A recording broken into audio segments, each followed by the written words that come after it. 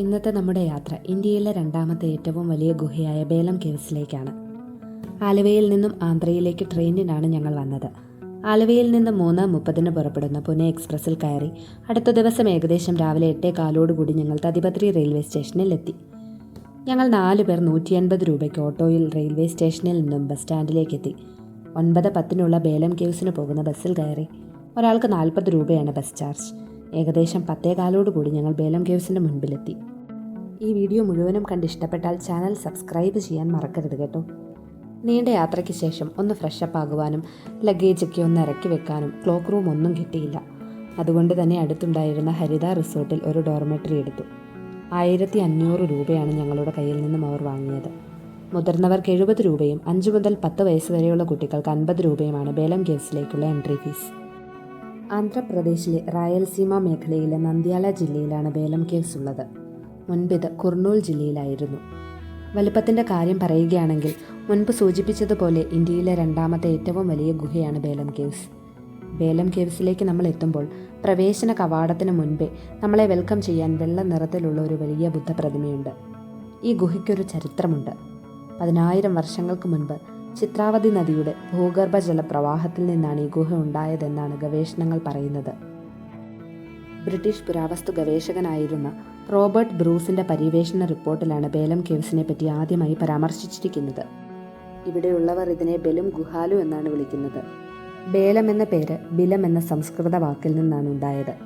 ബിലം എന്നാൽ ഭൂമിക്ക് താഴെയുള്ള ദ്വാരങ്ങൾ അഥവാ തുരങ്കങ്ങൾ എന്നാണ്.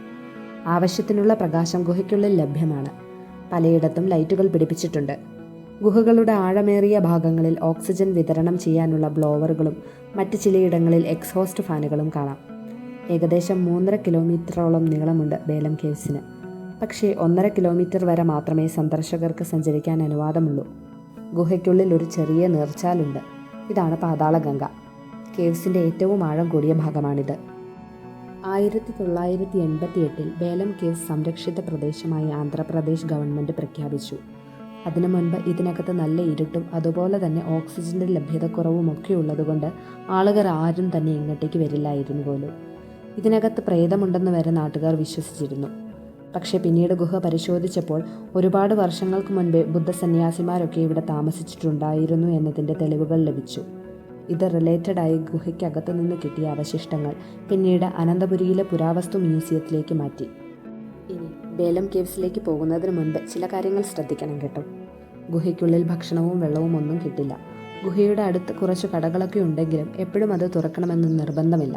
അതുകൊണ്ട് കാര്യമായി എന്തെങ്കിലും കരുതുക. ഗുഹയുടെ ഒരു ഭാഗത്തും എമർജൻസി എക്സിറ്റുകളില്ല. സോ എന്തെങ്കിലും അസ്വസ്ഥത തോന്നിയാൽ തിരിച്ചു പോരണം. ഗുഹയ്ക്കുള്ളിൽ പവർ പോയാൽ നിന്നിടത്ത് തന്നെ നിൽക്കണം. നമ്മൾ അനങ്ങാൻ പാടില്ല. വൈകാതെ തന്നെ പവർ വന്നോളും. ഇൻസ്ട്രക്ഷൻസിൽ അത് കൃത്യമായി പറയുന്നുണ്ട്.